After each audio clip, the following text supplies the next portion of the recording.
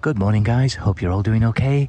Andy's coming back on his Royal Enfield Himalayan this morning, so it'll be great to see him, hear all about his new bike.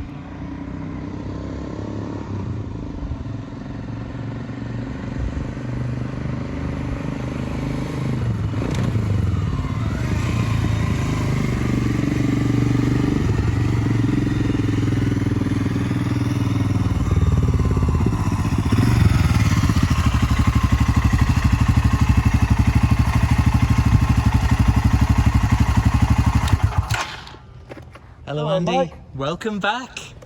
Good to see you. You too. Yeah. So thank you very much for coming back with your bike. It's a cool bike. Yeah. Really like it. I was going to go and ride the Oregon Backcountry Discovery route. It's approximately, it goes from Northern California up to Walla Walla in Washington. And it's about 750, 800 miles off-road. So I was looking for a bike to do that, and I originally thought I might do it on a Bantam.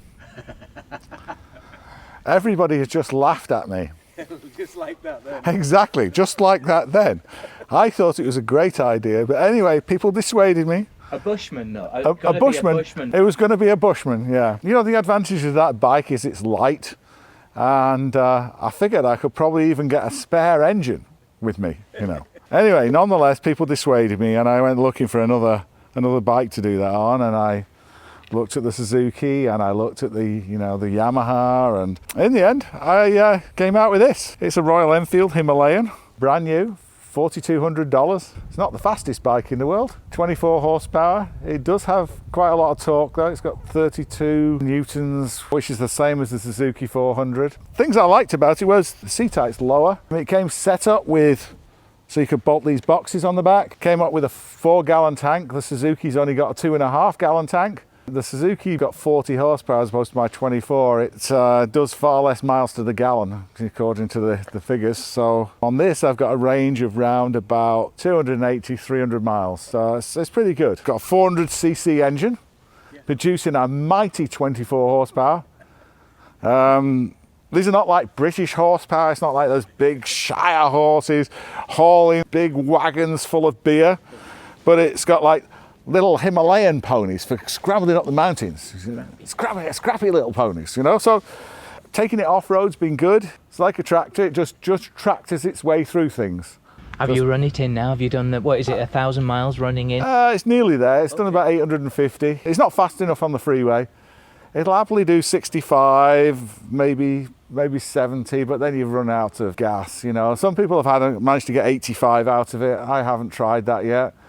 And it's not really for that. It's a slow bike, and it's about taking your time. And I'll go down one of these lanes, these little lanes, and it's about taking the time. Maybe stop, do some painting, read some poetry. So it's a new 411cc engine, which was totally redesigned.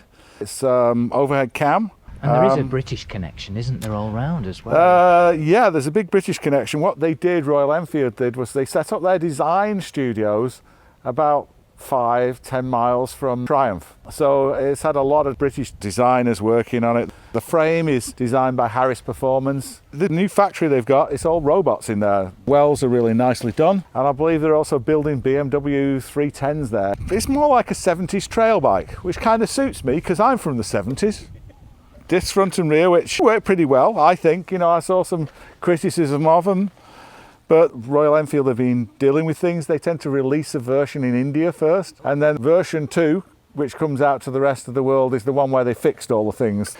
It's got fuel injection. This is the non-ABS model. I didn't want ABS on my bike, particularly if I'm going to take it off-road. Electronic ignition, electric starter, fuel injection. Those are luggage carriers as well, luggage racks on the front luggage as well. racks on the front. You can get the fuel packs, which you can bolt on the front here to give you another couple of gallon, which would get you up to about 500 miles range. I mean, I think that's pretty phenomenal, really. It is. I like the luggage at the back as well, Andy. So the luggage at the back, these are Royal Enfield's own thing. For all those BMW riders out there who've spent $1,000 a box, $500 a pair, including the rack. And they look exactly the same as the BMW one. The only difference was these have Royal Enfield, which you can't see it because of this thing here, but they have Royal Enfield on there, and I believe yours had BMW. If you can get a tent on here, you know, it's a good bike for going off camping and things. It'll get you wherever you want. The only thing I'm going to add is a crash bar around here, so as to protect the engine. If you go on YouTube, you'll see lots of people falling off them and crashing them, and hey, they get back on and they still work. How do you find it to ride then? Handling and... It handles great. A lot of the weight is down low. Like, it's a heavy engine compared to like a Suzuki or a Yamaha. But because you've got the weight down low, it responds really well to hanging off. And a nice low centre of gravity. It's got a low centre of gravity, but the seat height is low as well. It's pretty good, pretty easy to sort of plod along in first gear, you know, up a trail or a track. Service intervals, I think, are about 6,000 miles, something like that. It's 10,000 kilometres. You know, the bike's only $4,200. If you want adjustable shocks and things, then you start moving it into a different category. But for me, the reason this bike was so good was the lower seat height than you get on like a DRZ 400, which I consider competitive, the price, and it's just really usable bike. It's a really simple, usable little bike. Well, it's very kind of you, Andy, to let me ride it. I'll just go around the block if that's okay. Go as far as you want. Thank you very much. Okay, how'd you get on it? Little legs. Oh. Oh, it's okay. All right. Okay. Once you've got it off the stand.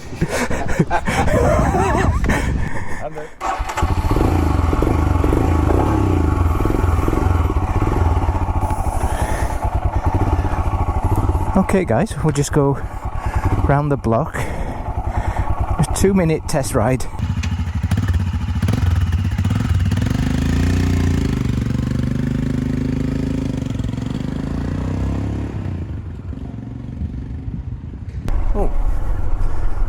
Very comfy. It's like sitting in it. It's a very nice riding position. You're just sat up straight, 90 degrees, perpendicular to the seat. Great visibility. Very, very pleasant.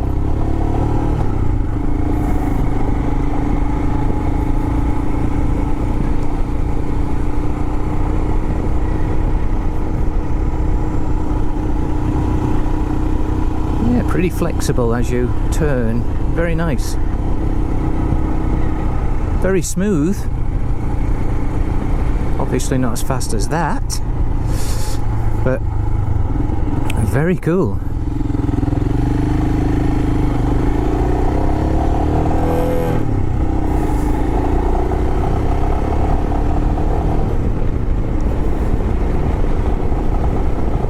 That fairing helps. I can hear the wind blowing on it. Not used to a fairing.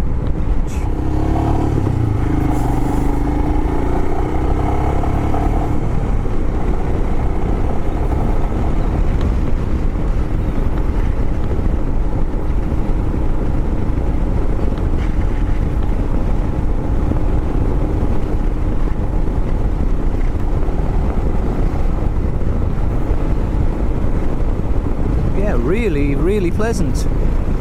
Fun. Just makes you want to carry on riding. It's very comfortable.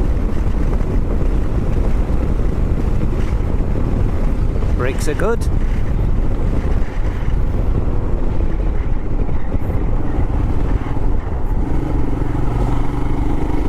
Nice sound as well. Oh, I guess I don't need my hands on this. See what the bump's like.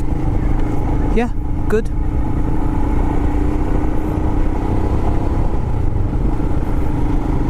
Nice smooth gearbox.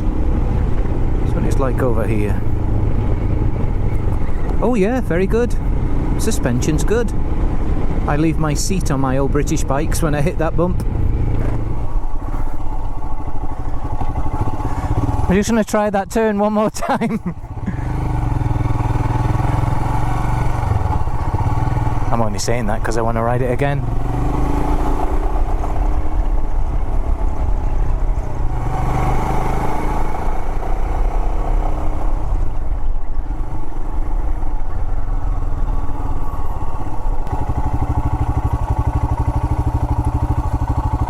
Wow.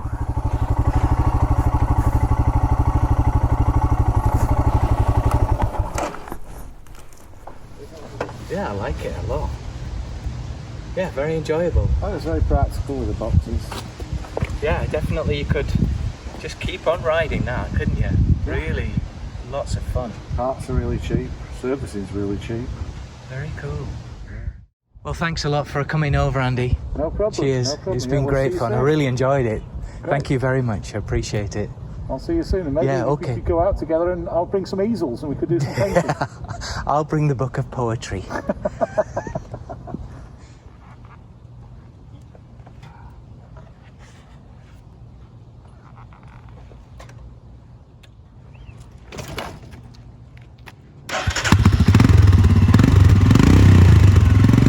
See ya.